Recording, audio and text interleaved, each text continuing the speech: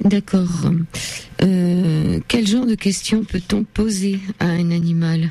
Alors, on peut lui poser toutes sortes de questions, mais il y a des questions sur lesquelles on est à peu près sûr qu'on n'aura pas de réponse. Par exemple, quelle est la racine carrée de 2840 parce que les animaux n'ont pas eu de cours de maths, ou bien la différence entre demain et après-demain. Les animaux sont des créatures qui ont une conscience très aiguë dans des directions précises, par exemple l'odorat ou par exemple le sens de certaines préséances sociales entre espèces que nous n'avons pas forcément. Mais en ce qui concerne des aspects du mental, ils n'ont pas du tout la même précision que nous. Par exemple, si on demande à un animal quelque chose qui appartient à notre culture, c'est-à-dire quelque chose que nous apprenons à l'école, il y a peu de chances qu'il sache répondre. Mais sinon, on peut lui poser des questions sur, bien sûr, sur son ressenti, sur ses expériences passées. Par exemple, si on a recueilli un animal, on peut lui demander avec la communication intuitive qu'est-ce qu'il faisait avant d'arriver chez nous. On peut lui demander ce qu'il aime manger, donc sur ses désirs, ses goûts. Qu'est-ce qu'il penserait qu'on prenne un autre animal à la maison ? Ça aussi, ça peut être très utile dans la vie pratique. On peut aussi lui expliquer des choses, c'est-à-dire que nous allons déménager, mais qu'on l'emmène avec nous. Et pour certains animaux, c'est très important parce que ça crée, quand on ne pense pas à leur expliquer ou quand on considère que c'est inutile de leur expliquer, ben, ça peut créer des anxiétés ou des contrariétés importantes. Les animaux sont des êtres d'émotion comme nous, avec des émotions très complexes. Donc c'est important de tenir compte de cette réalité dans notre quotidien avec eux. Je peux illustrer cette réalité par un exemple qui s'est produit récemment. Des personnes ont perdu leur chatte. Ils vivent en appartement au premier étage et la chatte a sauté du balcon parce qu'elle a vu des pigeons sur la pelouse et elle est très intéressée par les oiseaux. Elle a eu l'impression qu'elle pouvait les attraper et donc elle a sauté pour espérer attraper un pigeon. Les personnes étaient au travail. Et quand la chatte s'échappait, ils étaient tout de suite en bas et quand elle était prête à revenir vers l'appartement, eh bien elle revenait vers eux et ils lui redonnaient l'accès à l'appartement. Seulement là, ils étaient absents tous les deux, ils avaient laissé la fenêtre entrouverte par erreur et donc normalement, elle n'aurait pas dû avoir accès au balcon. Et en fait, quand elle a voulu revenir vers son confort et son appartement, eh bien il n'y avait personne pour lui ouvrir la porte. Donc elle est partie. Et ce qui s'est passé, c'est qu'elle a été très vexée, qu'elle a cru qu'on ne voulait plus lui ouvrir.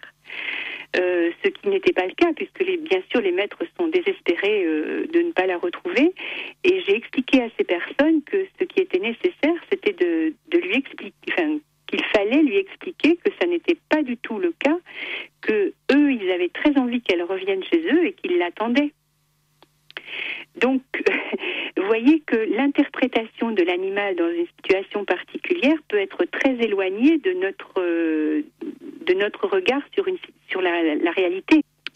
Et à ce moment-là, eh bien, ces émotions vont entraîner des comportements qui ne seront pas compréhensibles pour nous, les êtres humains. Donc, la communication intuitive peut être très utile pour faciliter la résolution de conflits ou pour permettre en fait que nous vivions mieux avec les animaux et qu'ils vivent mieux avec nous.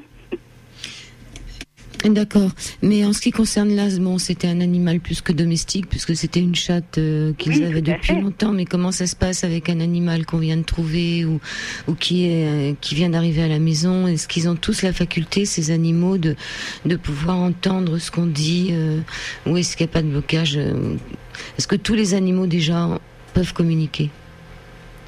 Alors, oui, là aussi, c'est une faculté naturelle chez l'animal, cette communication qui passe par les perceptions. D'ailleurs, les animaux l'ont beaucoup plus développée que nous. Nous utilisons tellement le langage parlé que nous avons du mal à revenir à ce langage plus primitif. On l'utilise moins, on le pratique moins, on le connaît moins, on n'est pas trop sûr de soi, etc. Alors que les animaux sont quand même ils sont très habiles dans ces types de communication. Donc en fait, qu'est-ce qui va motiver ensuite le fait qu'ils communiquent avec nous ou pas? Ça, c'est une chose assez complexe. Évidemment, il y aura notre attitude. Si nous sommes agressifs, menaçants, désagréable d'une façon quelconque pour eux, eh bien ils ne vont pas être très motivés pour accepter ces échanges avec nous. Si nous sommes patients, ils peuvent aussi avoir le temps de décider si oui ou non ils vont communiquer avec un être humain. Les animaux errants qu'on peut trouver comme ça dans la rue, parfois ils ont eu des mauvaises expériences vis-à-vis de l'être humain et ensuite ils vont pas être tellement intéressés de se rapprocher d'être humain. Donc en fait c'est une question d'apprivoisement aussi. On peut posséder l'outil mais ne pas posséder le savoir-faire. Mais ça sert à quoi exactement la communication intuitive ?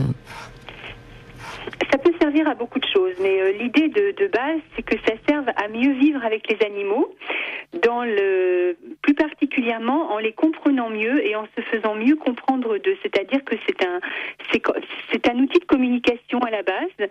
La différence avec d'autres communications, comme la communication non violente, etc., c'est qu'on n'utilise pas le langage parlé. Alors on utilise quoi ?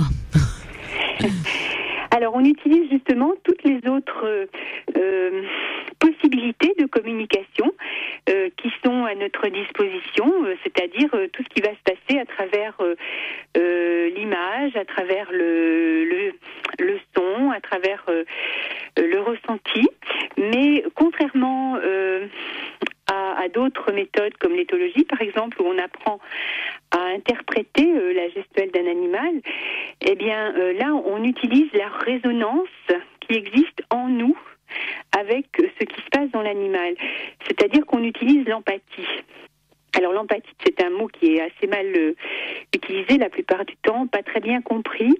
On mélange un petit peu l'empathie avec la sympathie, c'est-à-dire j'ai de l'empathie pour une personne, ça veut dire que je l'aime bien. C'est pas ça, hein. L'empathie, c'est quelque chose de différent de la sympathie. L'empathie, c'est la capacité de se mettre à la place de l'autre, qu'on l'aime bien ou pas, c'est la même chose, hein. On peut avoir de l'empathie pour quelqu'un qu'on n'aime pas. C'est tout à fait possible. L'empathie, c'est donc ce que va ressentir, par exemple, une personne qui s'occupe d'un malade et qui va savoir si cette personne a soif, même si elle ne peut pas s'exprimer, parce qu'elle va ressentir à l'intérieur d'elle, à travers la compassion, à travers l'intérêt sincère qu'elle a pour cet être, ce qu'il peut vivre. Et donc, cette réalité de l'autre va s'exprimer à travers bien des images, des sensations, comme je vous disais tout à l'heure, la soif, ou bien l'image d'un traumatisme qu'une personne aurait vécu, etc. Et donc, cette capacité empathique, nous l'avons tous, mais nous ne savons pas l'utiliser, et bien souvent, nous la galvaudons un petit peu parce que justement, nous en avons peur. Nous pensons que c'est quelque chose qui peut nous mettre en danger, qui peut nous rendre la vie désagréable. Et surtout, nous la mélangeons avec toutes sortes de choses. Par exemple, avec notre imagination, avec nos attentes, avec... ça nous arrangerait bien, par exemple, quand un bébé ne veut pas dormir, qu'il ait soif, qu'on lui donne à boire et qu'il s'endorme. Mais ça ne fonctionne pas comme ça, en fait. L'empathie, c'est quelque chose qui est possible quand on est sincèrement à la disposition de ce que l'autre peut vivre. Et c'est ça, en fait, qui est la grande difficulté dans la communication intuitive, c'est de trouver cet état qui n'est pas un état émotionnel, qui est un état d'accueil de l'autre. Et c'est pas quelque chose de religieux non plus, c'est vraiment une position intérieure qui est assez technique, en fait, qu'on peut pratiquer, qu'on peut développer pas à pas, qui nous est accessible. Comme je le disais tout à l'heure, c'est quelque chose qui nous est accessible dès la naissance, mais que nous perdons un petit peu ensuite parce qu'on apprend à construire des barrières socialement. Et donc, ensuite, on ne s'autorise pas à vivre de l'empathie parce qu'on a peur, parce que c'est pas dans les convenances, parce que toutes sortes de choses. En réalité, quand on veut être en relation avec un animal, si on n'a pas d'empathie, on va être à côté, hein, même si on essaie de faire du dressage ou autre chose que de la communication intuitive, parce que l'animal est vrai, c'est-à-dire qu'il ne va pas se laisser tromper par des apparences. Il va ressentir vraiment ce qu'il y a, notre vérité, ce qu'il y a au fond de nous. Et bon, si on travaille avec un animal, je dirais qui n'est pas particulièrement agressif ou dangereux, on peut prendre le risque de ne pas être dans notre vérité parce qu'il n'y aura pas de conséquences. Mais si on entreprend de ne pas être vrai avec un fauve, par exemple, là c'est dangereux, hein. Donc en fait, la communication intuitive s'appuie sur l'empathie. une empathie consciente, une empathie qui est travaillée, pratiquée, développée, et dont le langage est justement ces informations que nous recevons par nos 5 sens, comme le ressenti de soif, une boule à l'estomac, une douleur dans une articulation, une chaleur, une image qui va nous venir d'une façon comme ça un petit peu spontanée, une odeur que nous n'avons pas dans notre environnement. Quand on est dans cet état d'empathie et qu'on est vigilant par rapport à cet état, eh bien, on peut identifier ces choses-là. Alors, ça paraît mystérieux, mais en réalité, on le vit tous les jours. Hein. Simplement, on s'en rend pas compte. Oui, quelquefois, on voit que son animal va pas bien parce que finalement, il remue pas comme d'habitude. Exactement. Donc, on observe quelque chose de l'extérieur. Par exemple, notre animal n'est pas actif comme d'habitude. Il n'est pas venu à la cuisine quand on y est allé, etc. Alors que normalement, il y est toujours sur nos talons dès qu'on passe la porte de la pièce.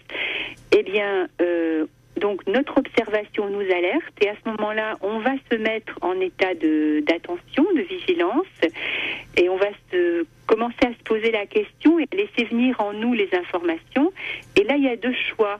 Soit on va mentaliser en se disant oui, mais enfin il a trop mangé hier soir, les enfants n'auraient pas dû lui donner les restes du repas, enfin, etc.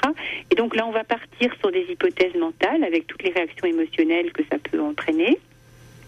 Ou bien on va se placer dans cette espèce d'état de réceptivité qui est un petit peu faire le vide en soi, hein, accueillir ce qui vient, peut-être se mettre en silence un moment ou arrêter nos occupations.